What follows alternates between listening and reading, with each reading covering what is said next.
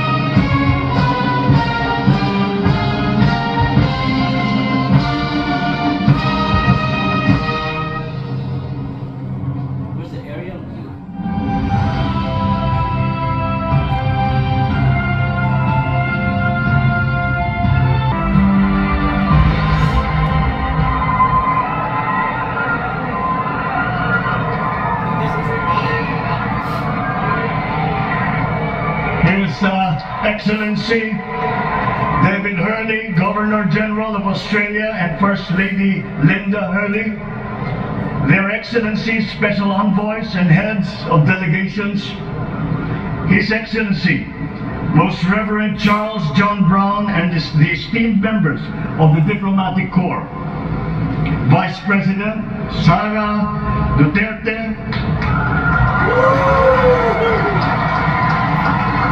President Fidel Ramos, President Joseph Ejercito Estrada, President Gloria Macapagal Arroyo, Senate President Vicente Soto III, and the honorable members of the Philippine Senate, House Speaker Lord Alan J. Velasco, and the honorable members of the House of Representatives, Chief Justice Alexander Gesmundo, and the honorable justices of the Supreme Court,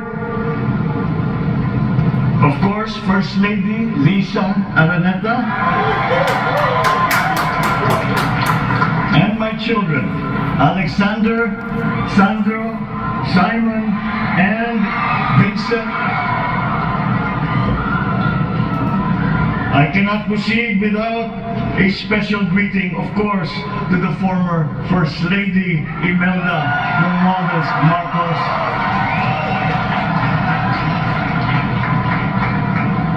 Other distinguished guests, ladies and gentlemen, my friends, ang aking minamahal na mga kababayan,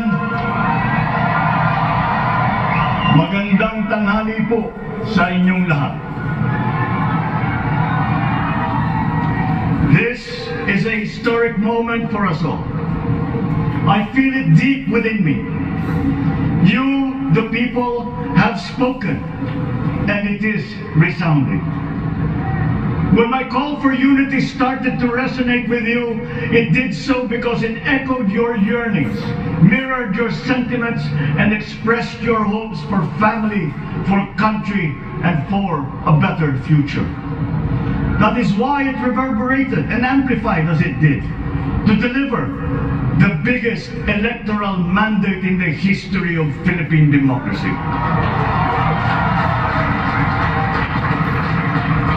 By your vote, you rejected the politics of division. I offended none of my rivals in this campaign. Yes, that's true. I listened instead to what they were saying. And I saw little incompatibility with my own ideas about jobs, fair wages, personal safety, and national strength, and ending want in a land of plenty. I believe that if we but focus on the work at hand and the work that will come to hand, we will go very far under my watch. You believe that too. At Yes. pinakinggan ko ang tinig ninyo na ang sinisigaw ay pagkakaisa, pagkakaisa, pagkakaisa. We will go farther together than against each other, pushing forward, not pulling each other back, out of fear, out of a misplaced sense of weakness. But we are the furthest from weak. The Filipino diaspora flourishes even in the most inhospitable climes, where they are valued for their quality. The changes we seek will benefit all and will shortchange no one. I was not the instrument of change. You were that. You made it happen. I am now. You picked me to be your servant, to enable changes to benefit all. I fully understand the gravity of the responsibility that you've put on my shoulders. I do not take it lightly, but I am ready for the task. Yes. I will need your help. I want to rely on it. But rest assured, I do not predicate success on the wide cooperation that's needed. I will get it done. I once knew a man who saw what little had been achieved since independence in a land of people with the greatest potential for achievement. And yet, they were poor. But he got it done. Sometimes with the needed support, sometimes without. So will it be with his son. You will get no excuses from me.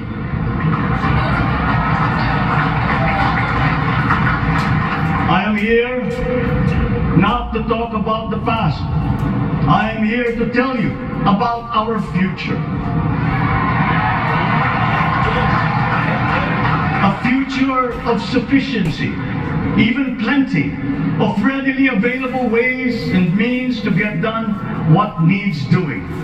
By you, by me. We do not look back, but ahead.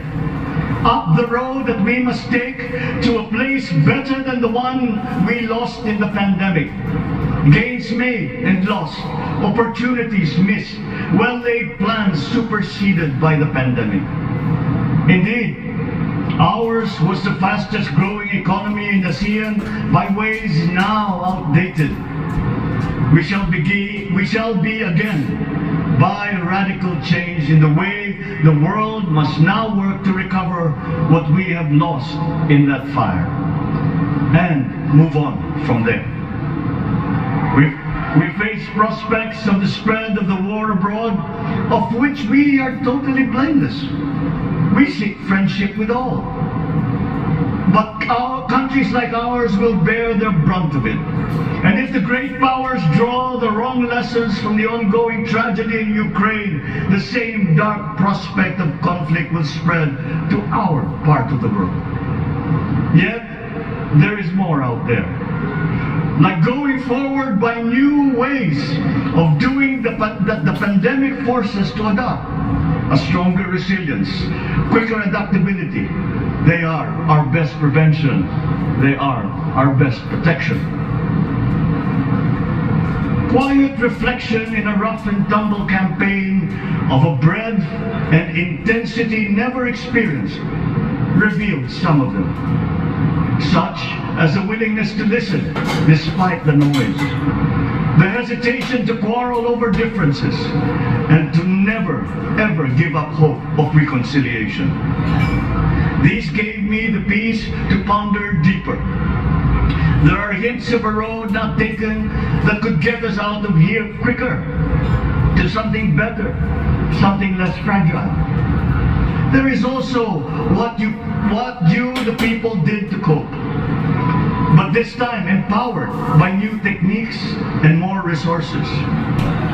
You got by, getting some of what you needed with a massive government help. And for this I thank my predecessor for the courage of his hard decisions. But there is a way to put more means and choices in your hands. I trust the Filipino. Imagine how much more you'd achieve if government backstops instead of dictating your decisions. Always there to pick you up when you fall. Giving what you need to get past a problem. Imagine if it invested in your self-empowerment to bring it closer to taking on whatever challenges come. Imagine a country that, in almost every sense, is you.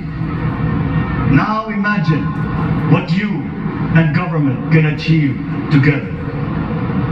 We did it in the pandemic. We will do it again. But again, I will not predicate my promise to you on your cooperation. You have your own lives to live, your work to do, and there too I will help. Government will get as much done alone without requiring more from you. That is what government and public officials are for.